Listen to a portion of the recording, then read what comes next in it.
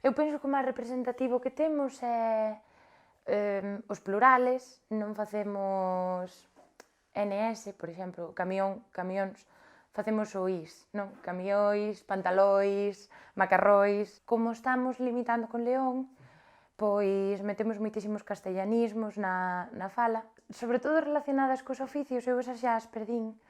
A miña abuela ainda me contaba aí atrás que relacionadas ca malla, por exemplo, teñen un montón. Vénseme ahora á cabeza esmelgar, sabes, que é algo típico que faz pois cando faz o proceso de mallar, ou relacionadas tamén co tempo, moitísimas.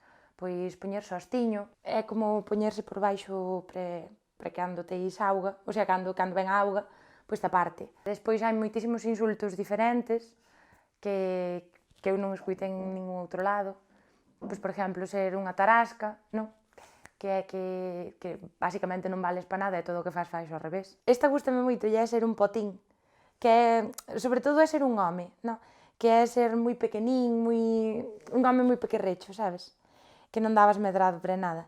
Un furricoso, non? Que pois alguén que non vale para nada. Ser un querqueñas, que é un home que sale moi pouco a traballar. Ser un espantallo da naviña, que pois que fais algo que non lle gusta a naide, sabes? Non me seas espantallo da naviña, sabes? Non. O sea, o raro aquí é que atopes a alguén que che fale como pois na televisión de Galicia. De feito, cando ven alguén de fora, pois rollo, cando cambiamos de veterinario, ven algún carteiro novo, o primeiro que che dicen é si este que fala así raro, sabes? Neste concello, si.